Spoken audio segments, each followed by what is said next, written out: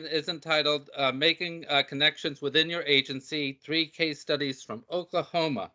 And our distinguished speaker today, of course, is Michael Molina. I'd like to I know Michael is very much a known force within our community, but I would still like to go ahead and read the bio. Maybe there is something new about him that you'll find out in the next minute or so. Michael Molina is the head librarian at the Oklahoma Transportation Library. He has served in that position for nearly 5 years now, helping to grow the library through increased digital content, a larger online presence, and various projects and partnerships.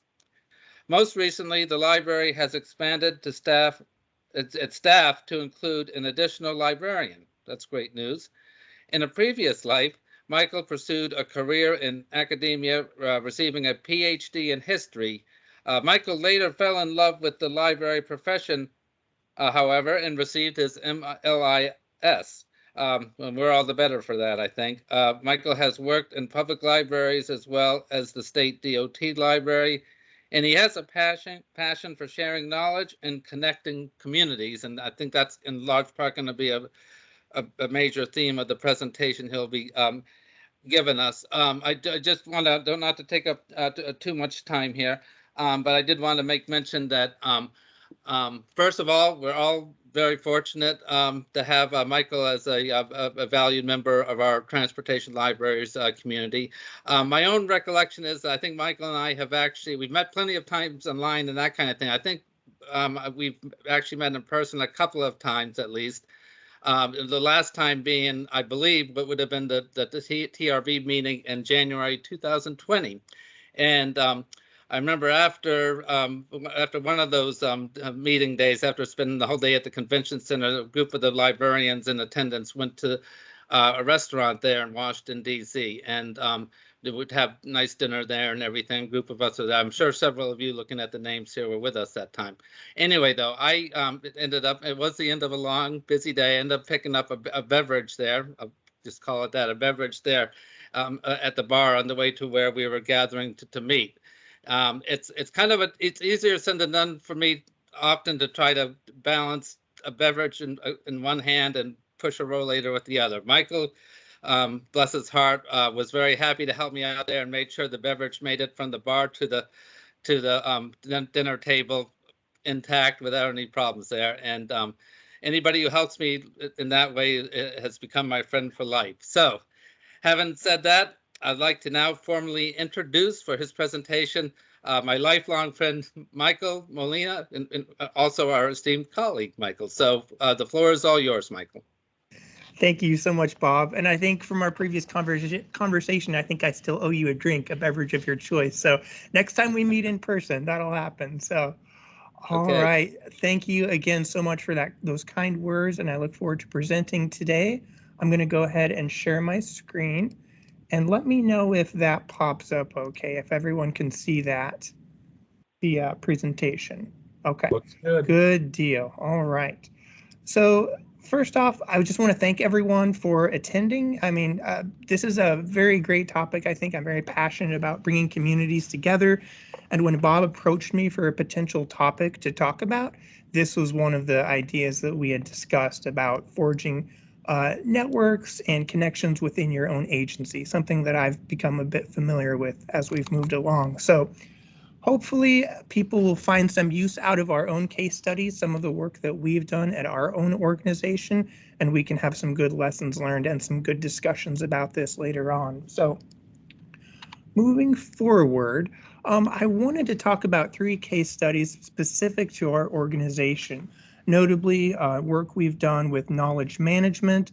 Some of you may know about the pooled fund study, as well as a workforce development project that we've worked on with Oklahoma Department of Transportation and our own library. So we'll start off with the knowledge management project. The origin of this began around May 2018 during the first meeting of the AASHTO Committee on Knowledge Management in Oklahoma City. Attendees included representatives from the Oklahoma Department of Transportation's Office of Research Division. They were impressed by the potential to leverage knowledge management best practices in their agency and felt partnering with their library was a natural fit, since librarians, by definitions, are managers of knowledge. They requested as their librarian that I attend a meeting to discuss the potential of knowledge management at the DOT. I started off meeting with members from the DOT's Office of Research who introduced me to the rest of the knowledge management team, which included representatives from human resources and a field division. This was important as I was getting to meet people who I otherwise may not would have come into contact with, but who may have been learning about the library's capabilities to assist them for the first time. They wanted the library to conduct a literature review of knowledge management in other state DOTs and to begin work on recruiting a consultant that could assist ODOT with its implementation of knowledge management. I had connections within the School of Library Science at the University of Oklahoma, so I started my search there for a consultant. I reached out to some of my library science professors who recommended someone to interview. We eventually hired that person and began examining how to make knowledge management more efficient at ODOT. The first year of the project culminated in a presentation to ODOT senior staff, including the Secretary of Transportation. We focused on cost savings for the agency, using examples such as by implementing KM best practices, how much they would save time in onboarding, getting new hires up to speed faster, tearing down silos of information, and enabling people to spend more of their time doing work rather than searching for information. Senior staff was impressed and gave the go-ahead to continue with the project. Eventually, we expanded the team to include more representatives from human resources, IT, and other departments. The project is now in its 4th year, and we're working on embedding a knowledge management liaison in every division in the agency. The project was unique in that not a lot of people knew what knowledge management was at first. So any new interaction we had with potential partners involved some level of explanation on how it would benefit them. Tailoring the message to fit the audience was key. For example, in human resources, their key issues were creating a new onboarding system and finding out what pain points new employees had. We assisted them with onboarding and developed a survey to gauge employee satisfaction in several areas. This helped cement our relationship with human resources and, through our outreach to new employees, established us as an entity that they were familiar with. For senior staff, focusing on technological solutions to problems as well as saving money was a valuable component of our messaging. Overall, the project has been very successful and we've been approved for an additional year. Before we get into key takeaways though, I'd like to talk about a couple more projects first. The next project is the Library Pooled Fund Study. As many of you may know, we've been engaging in a pooled fund study for a couple years now. We've had some great successes in digitizing members' materials, creating resource guides, and developing new resources for librarians. This project, like the Knowledge Management Project, also began in 2018. What was different about this one was rather than the agency coming to us with an issue, we decided to approach the agency. First, for context, I'd like to give a little background on how I started at the library.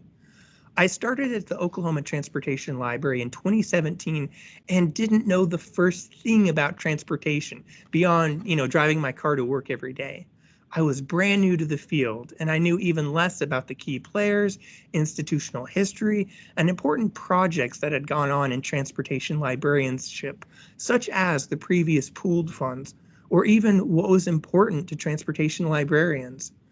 Through getting involved with various organizations such as the Knowledge Network, Transportation Librarians Roundtable, and networking with my new peers, I found out about something called the Transportation Librarians Pooled Fund. It seemed like a really awesome project that helped out a lot of professionals, and I started having conversations about what it would take to restart this. I connected with Renee McHenry, formerly of Missouri DOT, via the Transportation Knowledge Network, and she was extremely helpful in providing information. The more I learned, the more it seemed like we needed a new iteration of this project. I approached one of our key contacts at ODOT from the Office of Research about the potential of ODOT supporting a new pooled fund. Oklahoma hadn't been the lead on too many pooled funds, so the timing worked out as it was a good opportunity to expand its role in this area. With official support to explore further, we developed a survey to send out to all state DOT libraries in the country, as well as other transportation libraries we could identify. We also had extensive meetings with members of the transportation knowledge networks to explore what objectives might be important to include. We got the surveys back in 2019 and from there started work on a proposal with the current objectives we have now.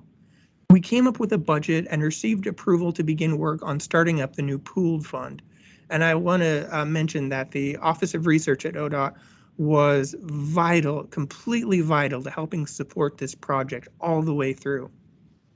So we came up with a budget and received approval to begin work on starting up the new pooled fund. There were several elements that were very important in this. First, there was an identifiable need within the community.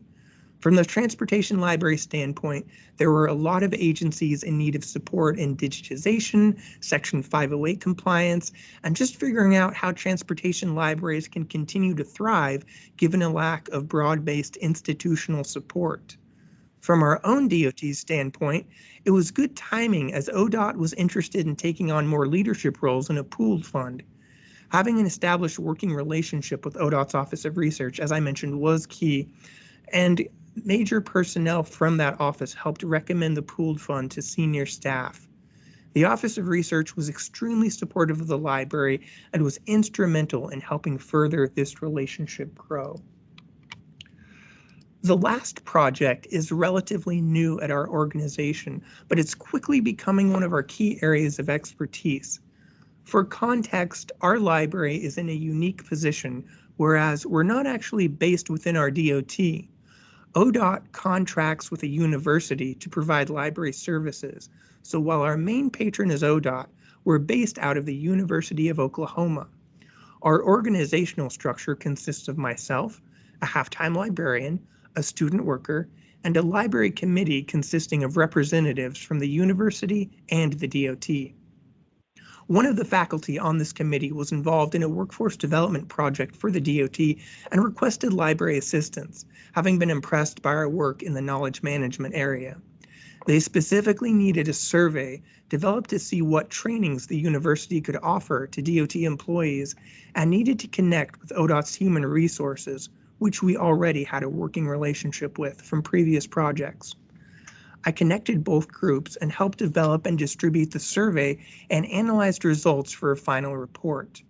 Through our conversations between the university and ODOT Human Resources, we identified further needs that we could help with. We ended up recruiting a consulting firm to explore further workforce development at ODOT and created a series of recommendations based on interviews and surveys with employees from DOTs across the country. This required funding, which the university and ODOT helped provide, with the university representative acting as PI and the library supplementing support. Eventually, this dovetailed into the knowledge management project we were already working on, as there were quite a few crossover areas we could engage with. This led to increased meetings, forming and enlargement of committees, and including buy-in from other departments. It's safe to say that this was a unique situation that never would have happened without our original engagement with the knowledge management project and our contacts from the university.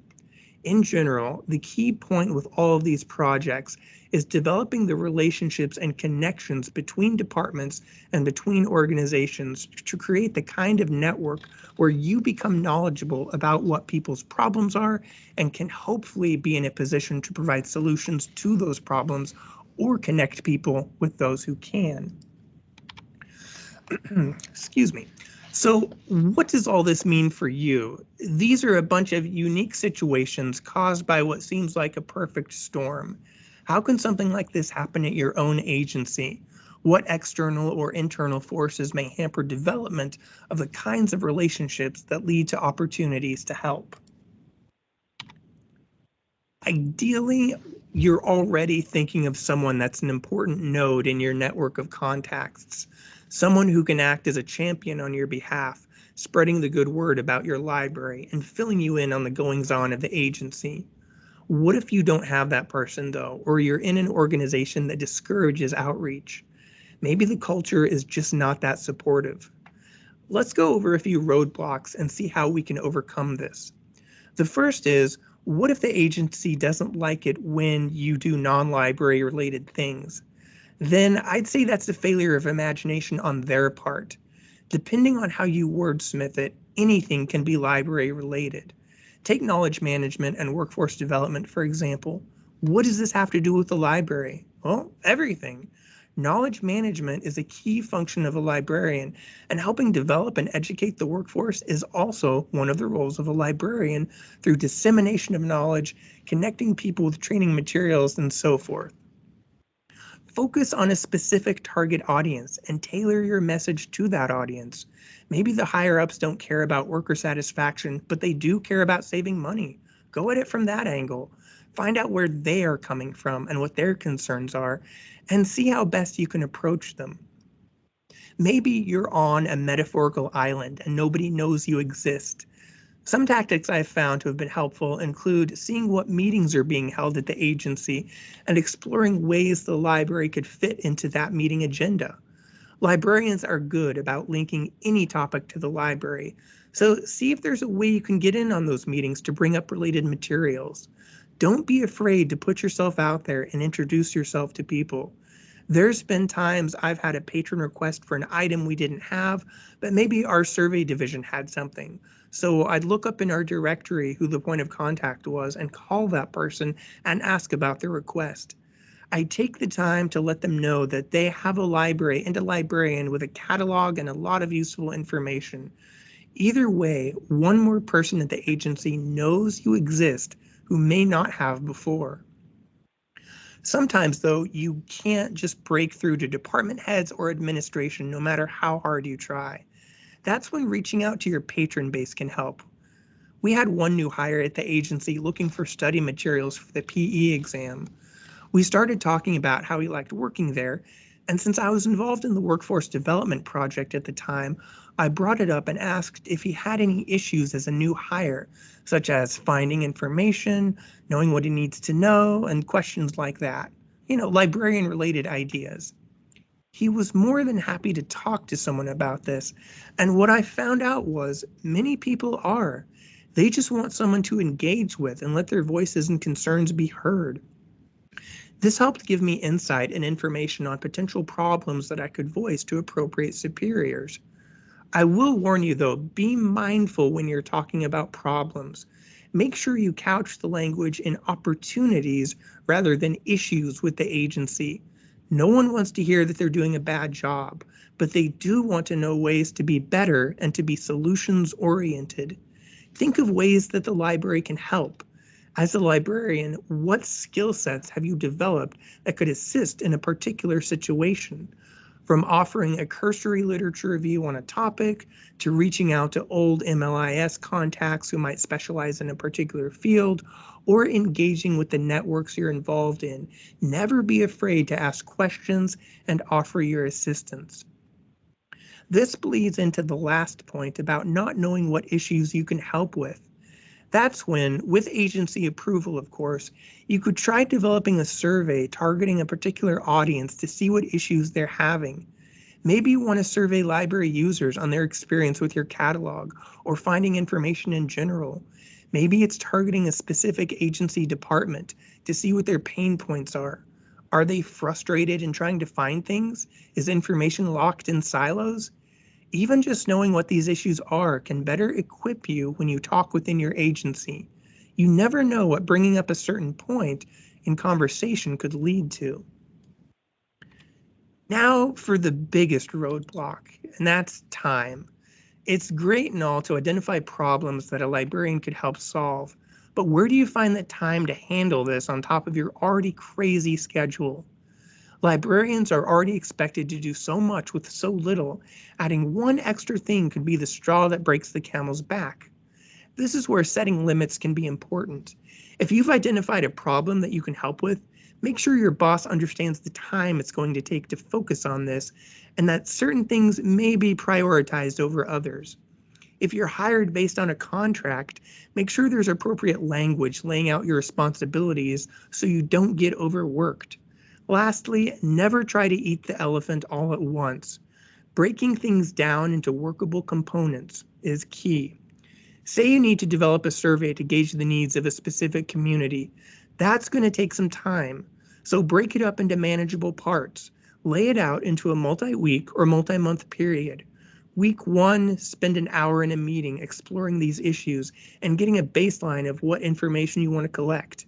The second week, you can spend an hour, either all at once or spread out across the work week, putting questions into a survey tool. It doesn't have to be an hour. It could be 30 minutes or even 15. Either way, no matter how much or how little time you spend on a project, that's more work accomplished towards it than if you spent no time at all. And adding it all up at the end of the month can yield some really impressive results. The other biggest problem is money.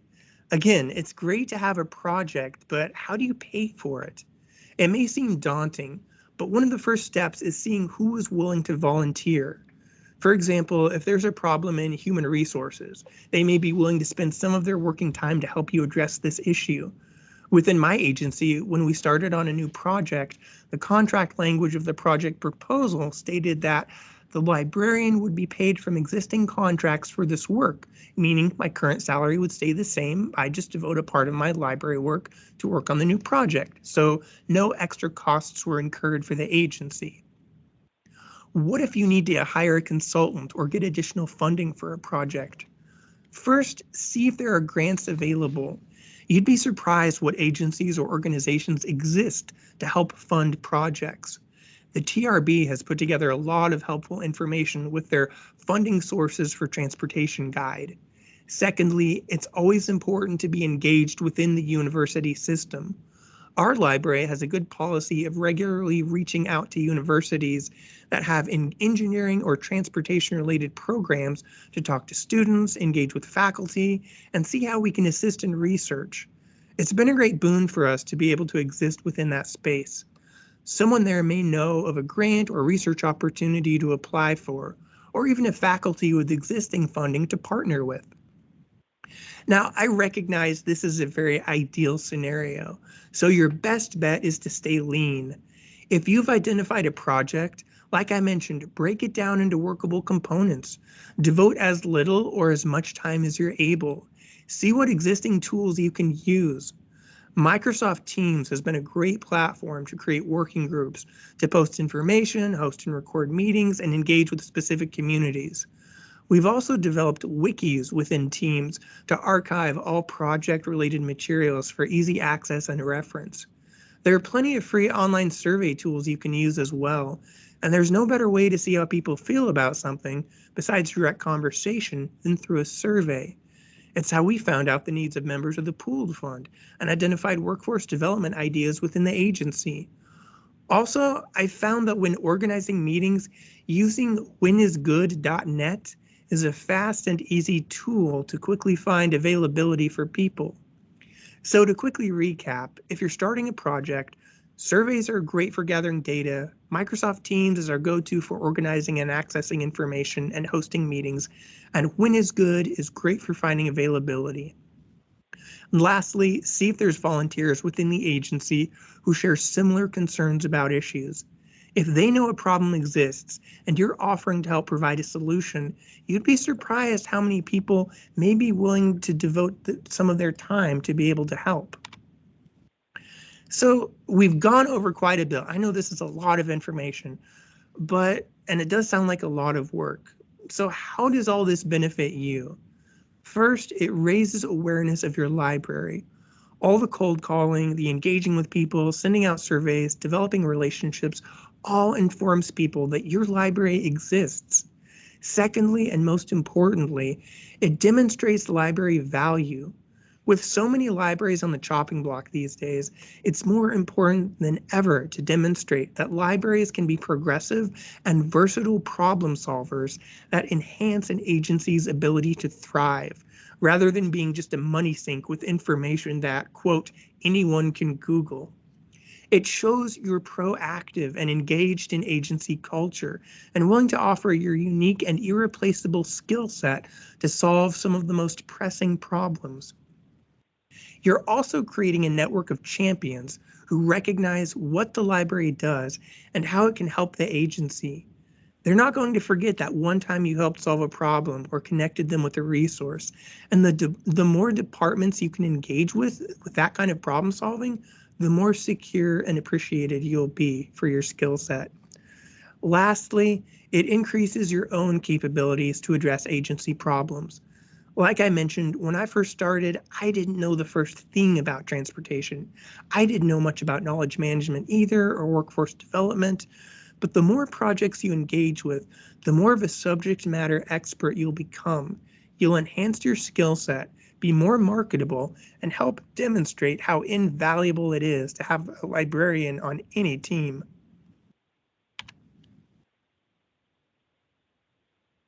For the last slide, I wanted to offer some brief key takeaways. Start with building a network with people in various departments and divisions, as we've discussed. The more you keep your ear to the ground in these areas, you're more likely to identify issues that a librarian could address. As you talk about these issues with people and find ways to help, you'll develop champions in these areas, key people who are proponents of the library, and will help connect you with other people and provide opportunities that you may not have known about. As you become more aware of these issues and opportunities, see how you can build off of them. See how projects may be interconnected to ensure long-term sustainability. For example, we started with a small project in knowledge management. As it grew, it incorporated elements of workforce development. Now it's a larger project with more people involved, ensuring the library will play a key role in increasing agency efficiency. If the agency's culture doesn't encourage these kinds of connections and network development, don't be afraid to be proactive. Seek out people at any level to see what their issues might be and how you can address them. Finally, communication really is key.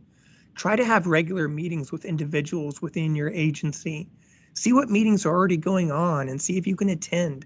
Insert yourself where you can, when you can, so you can become more involved and knowledgeable about issues impacting the agency. Developing those networks and making those connections is really key, not just within your organization, but outside of it as well.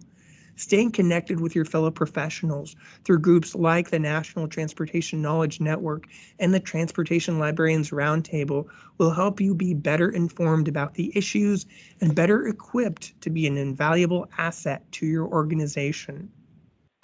Lastly, I wanted to provide a list of resources. I'll include this in the PowerPoint that we send out about, I'm sure a lot of you know of these resources already, but just in case, we found NTKN to be invaluable. The AASHTO Committee on Knowledge Management offers their regular meetings, which has been fantastic. And the funding sources for transportation information, if you need help with grants and funding, as well as the Transportation Library Community Advocacy Group on LinkedIn, which if you're in the field, that is something you definitely want to involve yourself in.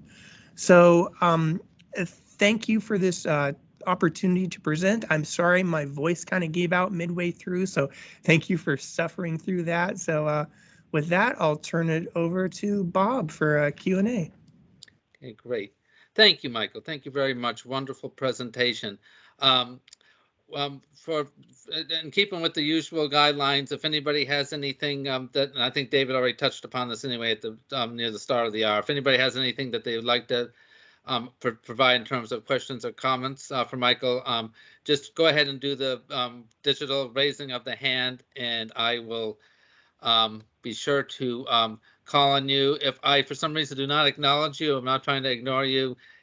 Maybe it's my eyesight, I don't know. But if that happens and I'm just not calling you, feel free to unmute and just call out my name or something, so I'll acknowledge you. And it looks like we already have somebody with a raised hand, and I can't quite tell who it is, but if that person wants to go ahead and unmute and provide a question or comment, that'll be great. Thanks, Bob. Ron, okay. Yeah, Ron Kerb, I'm with the Oklahoma Transportation and have the library contract with University of Oklahoma. And it's been a good partnership, and I appreciate everything Michael and his staff is doing for the library and all the expanded services that we've been providing through that contract. And also great presentation, Michael, as usual. I really Thanks, appreciate Ron. that. Before we get started too deeply in all the possible questions or comments, would you mind sharing the homepage and the virtual library tool that we use, just to kind of show how we can engage with our DOT on how quickly you can find resources through that method? Sure, great point. Thank you, Ron. I'm always a fan of some promotion here, so let me go ahead and share my screen real quick. This is our main library webpage in case anyone hasn't been to it. It's oktl.org. Don't go to .com. That's going to take you to some shady websites. The org is important. So this is our main library. When you go here, we have our catalog. And what we're really proud of especially is our virtual library, where you can click on here. And I know some of you have seen this already, but it takes you to a link to our own virtual library where you can enter, you can explore, you can interact and click on certain items and be taken to links and collections. So especially during COVID, we found this to be a really invaluable asset to our collection. So you can click on and explore books and things like that. So a lot of cool, fun things at our virtual library. So check us out at oktl.org. Always some fun stuff that you can find when you can't make it to the library in person. So thanks for that, Ron. Thank you, Michael. Thank you, Ron. And I did find the other show of hands here, so I'll go ahead and start off with Sheila. Sheila, go ahead. Sheila Hatchell from Minnesota DOT. Thank you, Bob. Hi, Michael. Hi, Sheila. How are you? I'm great. How are you? Doing good. Thanks. I want to congratulate you on all you've accomplished in 5 years. That's pretty amazing. Thank you. Two of them were under COVID, which makes it even more amazing. So thank you for being such a leader in the field. My question has to do with your advocacy group. I presume it's a library advocacy group. I'd like to hear more about like what kind of people are on the group, and do you have a name for it, and how often do you meet? Sure, that is, let me take you to the link for that. That's under Kevin Barnes, actually. She runs the Library Advocacy Group, and it's a part of the National Transportation Knowledge Network. And Kevin, if you're on the line, please feel free to jump in and interrupt me. Let me go ahead and share my screen here. I actually meant the one that you have at Oklahoma, because didn't you mention you have a group that meets and... Right. Yeah. You mean our advisory board? Yeah. Yes. So this has been a fantastic experience for us because when the library was contracted with the University of Oklahoma, they created an advisory board, like a council, to help oversee the management of the library, the hiring of employees, and services. And so we have representatives such as Ron Kerb from ODOT, and from the University of Oklahoma, such as Dr. Musharraf Zaman, who I believe is also on the line as well. And so we have an interdisciplinary, interorganizational group that helps oversee this library and provides input on its growth, its projects that it can do. And we usually have meetings every 2 months or so where we provide project updates to both ODOT and the university. And we find out ways that we can help better services for all agencies. And one of the projects that came out of that was cross-listing our catalog in all the universities in our state. Like, that's one of the projects we're working on. So we want to be seen as a library of the entire state, not just the University of Oklahoma. So we've had some fruitful things come up from the diversity of viewpoints from the state side and from the academic side as well. So we found that really helpful to be enmeshed in both of those cultures. Very good. Thank you for sharing that. Thank you, Sheila. Thank you, Sheila. And next, I'd like to call on Enid White from the Wyoming Department of Transportation. Enid, you have a question or comment for Michael? I just wanted to say fantastic as always, Michael. Thanks, Enid. As I sat here, I thought, oh my God, you have done so much in such a short time and turned the Oklahoma Library into a real premier library. Plus, you're a mentor for people all over the United States. So, kudos to you, Michael. Thank you so much for what you do. Keep doing it because we need people like you. I'm going to have to cover my screen. I'm blushing, Enid. Thank you. Thank you, Enid. And I agree with everything you just said there too, to help Michael blush even further. Next we have Musharraf Zaman. Hopefully I pronounced that right. Michael can correct me, but go ahead, Musharraf. Yeah, thank you, Bob. This is really great listening to Michael. I talked to him. So, when the library moved from Oklahoma Transportation Library moved to University of Oklahoma, we were kind of nervous. We did not know the direction, how to actually elevate, the services of the library, but working closely with ODOT and our other partners and having Michael has made such a big difference, such a big difference. So I think, this is one thing I just want to just amplify a little bit on what Michael touched on is the workforce development component. As you know that the DOTs are actually losing large numbers of employees at both the state and federal level with significant knowledge. And how do we actually, as we recruit new people and elevate them in their respective positions, we cannot wait for 20 years. We cannot wait for 10 years or 15 or 30 years. We have to actually provide them with tools. So Michael actually has been instrumental to working with ODOT and Federal Highway Administration to actually capture that institutional knowledge. And I think this is one of the things we also would like to mention that, we're also going to seek funding under the bill that they call bipartisan infrastructure law, for some continued funding from the University Transportation Center, where Michael is also playing a key role. This is so I do not know how to express my feeling, but we're fortunate, I really mean it, to have Michael actually being the lead librarian of Oklahoma Transportation Library. And I think we have a long way to go, but I think we are really moving. I really believe that we are moving in the right direction. And other part of Michael is that anything you ask him, he will never say no, and he will always have some good ideas. So I can testify. So take this, Bob, as my testimony that I think, and working together, this is the other thing Michael has shown that if you work closely with the agency and other stakeholders, you can make things happen. And Michael is a prime example. We're really, really fortunate to have him in our group. Thank you. Thank you, Dr. Zaman. That means a lot. Thank you. Yes. Thank you, Musharraf. Greatly appreciated. Good. That's what I call great feedback. I want to ask Kara Marcus also has something she'd like to share here. So go ahead, Kara. Michael, as always, so tremendously impressed by your presentation. You're really a role model to us all. Looking at it, make it seem very easy, and I'm sure it's not. So can you talk for a minute about, say, a situation where you had a project and because of different factors, it wasn't moving in the way you had hoped, and how you sort of moved it from sort of an issue to a resolution? Sure. Thank you, Kara. It's always a pleasure working with you, by the way. We've done presentations in the past for the our annual transportation library meeting. Kara is a wonderful colleague to work with, so I appreciate your attendance and your comments. So an issue that may not have worked out so well or something to overcome, I think definitely lies in communication.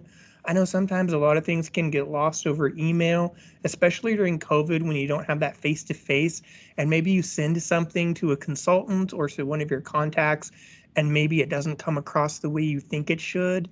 That's one issue where we've had to resolve. And when you can't talk to a person directly, I think picking up the phone and calling someone, that's the best thing to clear the air to help solve an issue. So email, not always the best tool. Direct conversation through phone or in person if possible. We had another issue where maybe we don't hear from someone that we need to hear from in a timely fashion, especially when deliverables are on the line. And, on your end, you're like worried and freaking out a little bit like, oh my gosh, what can you do if you can't reach someone? So that's happened in the past before. And, outside of, just calling, trying to communicate, sometimes just kind of picking up the slack and doing what you can on your own to help mitigate that, even though it's extra work, sometimes that's necessary. So I think just finding ways where you can insert yourself and be as helpful as you can in any situation has always been my go-to. So. Great. Thank you, Kara. Fortunately, I think we have about 15 minutes or so left in the hour for anybody else who has comments or questions. 15 minutes, we have a little bit more than that, but I would like to wrap up things towards the end of the hour just because I have a couple of announcements to make, or at least one announcement to make. But anyway, though, if anybody else has any questions or comments for Michael, please feel free to let us know by way of raised hand. I'll be keeping on the lookout for that. I guess I'll use this opportunity to throw in at least one question here, Michael. I guess a comment, well, on its way to becoming a question here as I talk. I know in one of the slides you had raised the very important point. I mean, a lot of what you said definitely resonate with me, and I'm sure resonate with the other people here.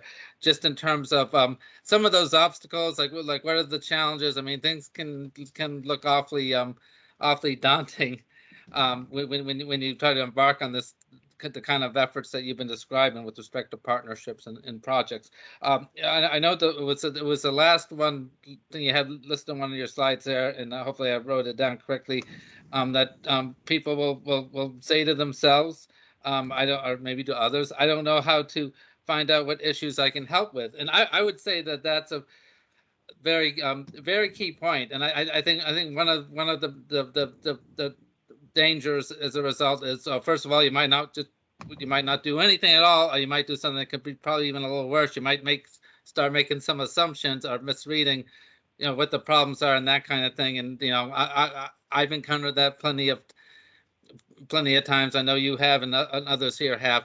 And I guess I was wondering if you could address that more on a couple of levels. First of all, if you have any cautionary tales or maybe even positive lessons as far as being able to have everybody on the same page and being able to recognize and embrace what the actual issue is. But the other level too is sometimes even when everybody might agree with the big picture issue, there still might be miscommunications, faulty assumptions within that big picture, the smaller pieces of the picture. And I guess the part of that question I'd like you to address is how do you get everybody back together on the same page? So if you would, however you want to approach those questions, it's fine with me. Sure, and those are fantastic questions. I think, yeah, I've definitely encountered some of those in these projects. And for your first part, there's been times where I've made faulty assumptions about what was being asked and what we needed to do. And sometimes this would be over the phone and I'd think I'd be following, but sometimes I wasn't as much as I should have been. Like I'd be writing things down and taking notes and referring back to them. And sometimes I didn't quite capture it all. And so a lot of that can be just excused with, could you clarify? I'm not quite sure I understood or what was going on. And like, don't be afraid to put yourself out there to say, hey, could you repeat this? I'm not sure I understood. I think in this field it's pretty important not to have too huge of an ego to be able to say, hey, we need to slow down. I need some clarification on what's going on. Now, if there are times where certain meetings get away from you, where people are talking about things that maybe you're not able to deliver on, we've had that as well. And we've called that like project scope creep, where like in knowledge management, for example, we may have some members of the agency saying, we want to do this and we want to do this. But in our contract for that year, it only says we can do this. So we've been really good about having our consultant help rein things in and say, well, we can save that for later. Here's what we can get done in this year. This is what we're tasked to do, but that's a great idea. And we can follow up with that in a subsequent, task order, maybe next year. So I think helping someone keep things in scope is always pretty vital with that. So hopefully that answers your question. Yes, it does. Yes, it does. And it really does impress upon me what a tightrope act it can be. I mean, I would never envy you in that kind of situation. You really need to have that skill set, part of your skill set where you really have to, like you said, the open communication, but also you have to, just, I don't need to tell you, or I probably don't need to tell anyone here for that matter, but you really have to really navigate carefully and everything like that. But I'm guessing that's one of your big advantages, Michael, that you're indeed able to do that, and it's probably something that's been even further sharpened as you've proceeded through these projects and partnerships. If I may, I think if anyone can spend time in a public library, I would wholeheartedly recommend it. You meet so many different people working among the public, from the biggest personalities to the smallest, each one needing a different kind of help. So learning how to approach each one from where they're coming from, above all being empathetic to their needs and just learning how to navigate that, I think that has helped prepare me more than a lot of things, like taking a course on it. Like just being thrown out there in the public and helping all kinds of folks, I think has been a tremendous help. So if you have an opportunity to serve in your public library, don't hesitate. Good points. Enid, you have something to say. Yeah, Michael, I'm going through your virtual library and I want to know, did you guys build this program? Is it copyrighted? Can I borrow? Is there a license fee to use this program? How did you build it? Yeah, so where did it come from?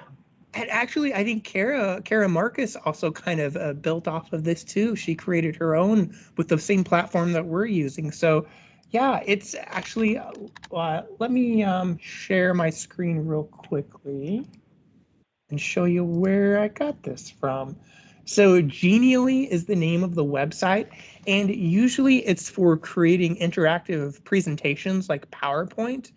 But I thought, you'll have a screen and a slide, and you'll put an item on there, and you can click it, and you can take it to another slide. And I thought, well, why can't we repurpose this to make an explorable virtual environment rather than just a slideshow?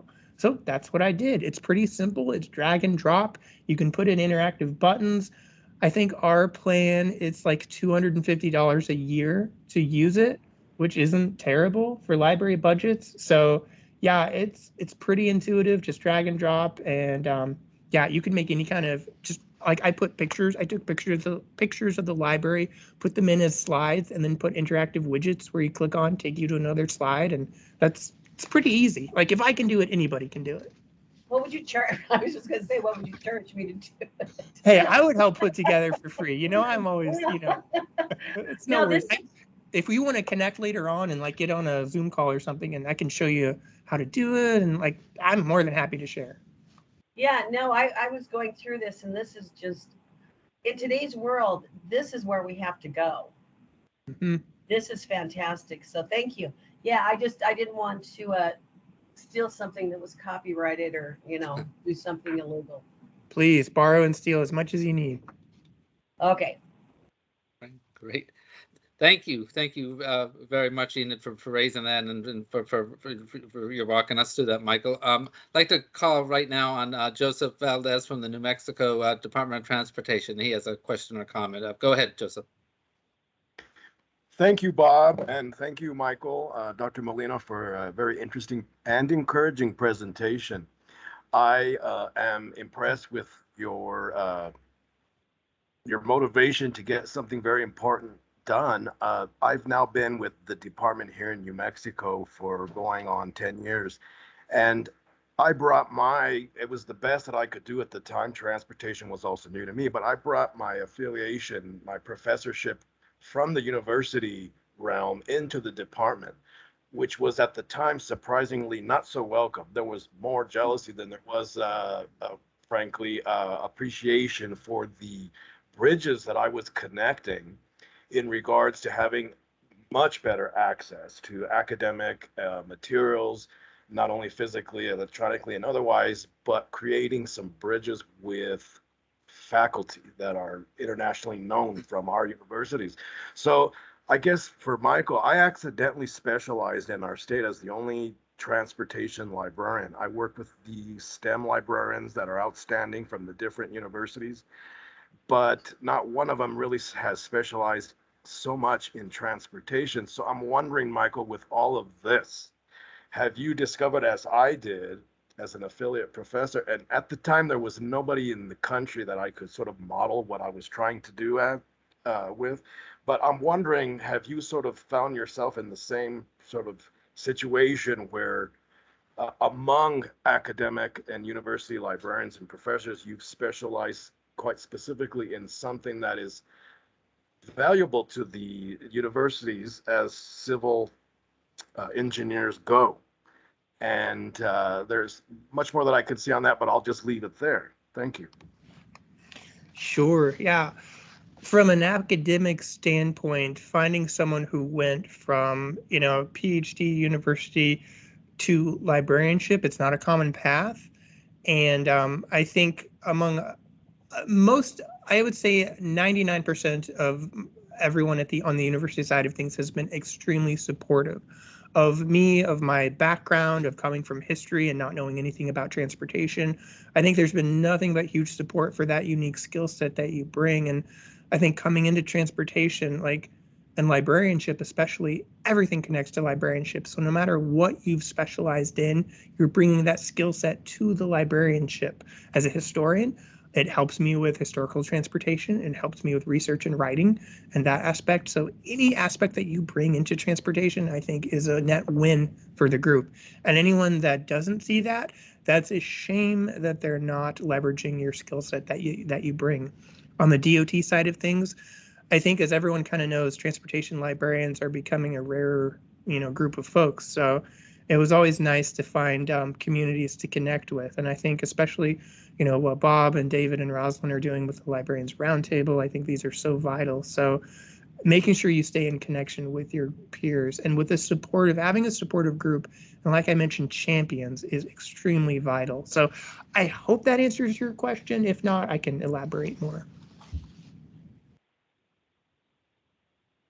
Thank you. That is well. Yeah, and there's always been a tremendous level of support coming from academia. It's within the department, and that part of it, the advocacy and the education of teaching, intelligent folks that are not academics. Engineers are technical experts in some cases, but they're not academics. They're not scholars, and so it was more of a challenge, and I was sort of bouncing off of that. It was more of a challenge to show how important that was, especially on a national level.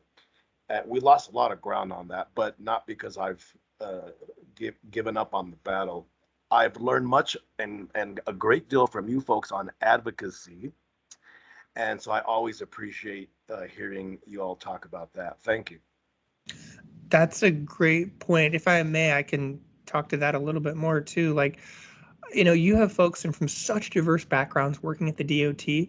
And what I found, especially bringing from public libraries, is you meet people where they are, no matter where they're coming from, no matter what their background is. Everybody needs help with something. And finding a way to communicate how you can help with that, if you're able, is always key.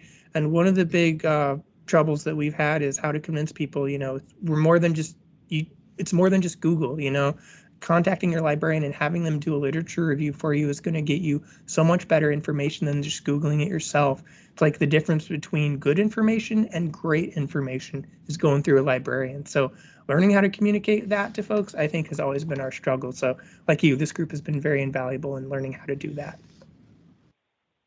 Great. Well, thank you. Thank you, Joseph. Thank you, Michael. We are, by my clock, we got about 4 minutes or so in the hour. And if anybody has any other questions or comments, I've really been enjoying all the back and forth here with the questions and as well as the comments that have been shared with Michael. If anybody else has anything within the next minute or so, I'm more than welcome to. I'm more than happy to step aside and let that be shared. Otherwise, Just I had a couple of quick things, Michael. I guess in the interest of time, I'll just ask you about the one, since it really does relate to the presentation. Whenisgood.com. You had mentioned that. Could you elaborate just a little bit more on what that's about? Because that's frankly that's new news to me. Sure, yeah. So I'll share my screen real quick. So whenisgood.net. You can make a free account online, and it's good for setting up meetings. You can select, what dates you would like, excluding certain days. And anyway, for example, we can just look and see results of meetings. Like if we go to a survey and we go to, we can look at results and how many people have responded. For example, see what time works best for everybody. That's just a quick example. Not to reveal too much secret information or anything, but When is Good has been the best resources I've found to be able to plan a meeting. Okay, well, thank you. Full confession, actually, now that when you showed it, I am familiar with it. I think Janet Daly has been pretty diligent about using that, if I'm recognizing it correctly, has been diligent about using that for the TRT subcommittee meetings. But still, it's good. I'm still trying to figure, like a lot of things, I'm still trying to figure out the technology there. So thank you, Michael. I think that that is about it, unless anybody else has any questions or comments for Michael. Again, Michael, I can't thank you enough for taking the time to give a presentation today on a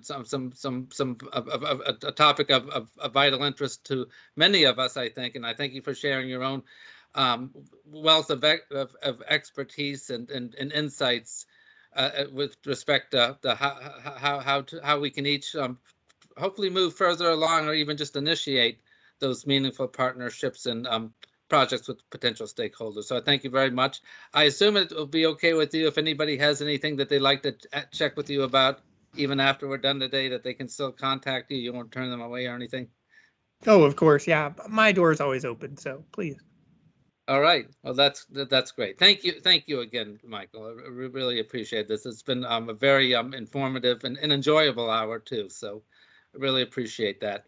And on behalf of David Gantz and myself, I want to thank all of you for taking the time to be here with us today. Hope you likewise found it time well spent.